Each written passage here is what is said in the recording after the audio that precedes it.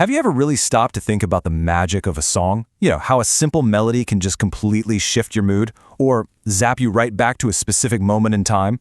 It feels so personal, almost mystical. But what's really going on is a deep biological dance happening right inside your brain. And today, we're going to explore that amazing connection. I think we've all been there. You're listening to a piece of music, the volume's just right, the tension is building, and then, bam, a shiver runs right down your spine. It's this wave of pure feeling. So why does that happen? What is actually going on? Well, the answer is way more incredible than you might think, and it's all rooted deep inside our biology. That's right. That feeling, it isn't just some vague emotion floating around. It's a real, measurable neurochemical event happening inside your head. It's your body sending you a clear signal that something powerful is happening on a chemical level. So let's follow that signal and find out what's really going on. Okay, so when you hear a song, it's not like one little light bulb just flicks on in your brain. Not at all.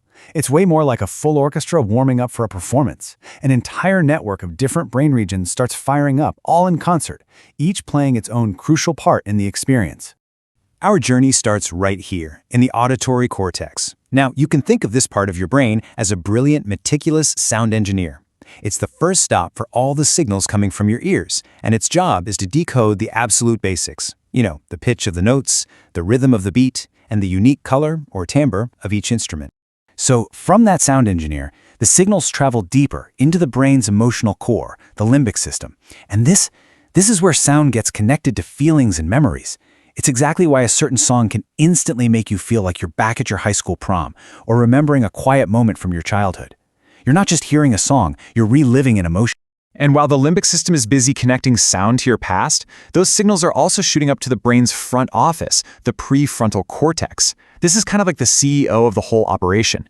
It's evaluating the music, building up expectations about what's coming next, and ultimately it's judging just how much you're enjoying the whole thing. It's this full brain activation that makes music feel so incredibly immersive. So the whole brain is involved, we get that. But how does all that activity translate into that feeling of pure pleasure? Well, this is where we uncover the secret.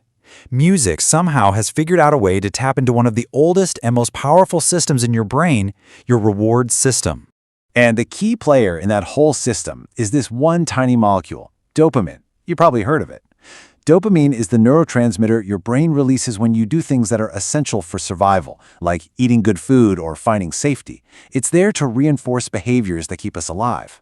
But here's the truly fascinating part. This evolutionary quirk, music, which is really just an abstract pattern of sounds with zero survival value, has somehow found a back door into this ancient, primitive circuit.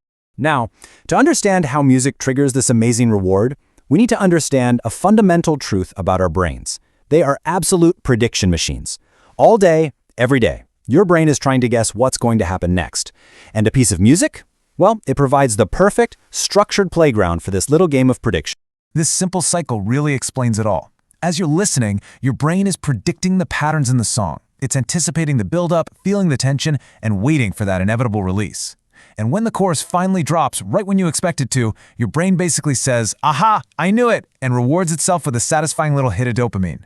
But the best composers, they play with this. They might delay that chorus or throw in a surprising chord, which gives your brain an even bigger jolt of pleasure when it all finally clicks into place. And that brings us right back to our central mystery. Those chills, that tingling feeling, it's not just a metaphor. It is the physiological evidence of this entire process hitting its peak. It's the signature of a major dopamine release happening in your brain's reward system. It's literal proof that you are locked in a perfect, predictive dance with the music. Okay, so now that we know the science behind it, we can actually start to use it. We can go from being passive listeners to active participants. We can essentially start writing our own musical prescriptions to change how we feel whenever we want. So, let's take a look at this guide. If your goal is to get energized, you're going to want something with a strong driving beat.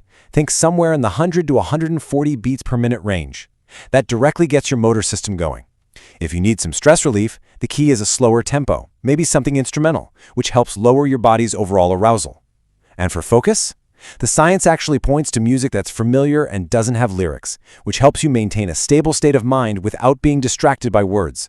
And here are just a few pro tips to really maximize that effect. First, lean into your personal favorites. Your brain is already wired to expect a reward from them, so you're starting with a head start. Next, really let the song build. I know it's tempting, but resist that urge to skip ahead to the good part. Remember, the anticipation is where so much of the pleasure comes from. Also, get physical. Singing or dancing along actually amplifies that chemical release. And finally, don't shy away from sad music. It can be an incredibly powerful and safe way to process difficult emotions.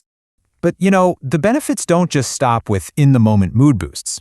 Engaging with music regularly, and especially learning to play it, is one of the absolute best workouts you can give your brain for its long-term health.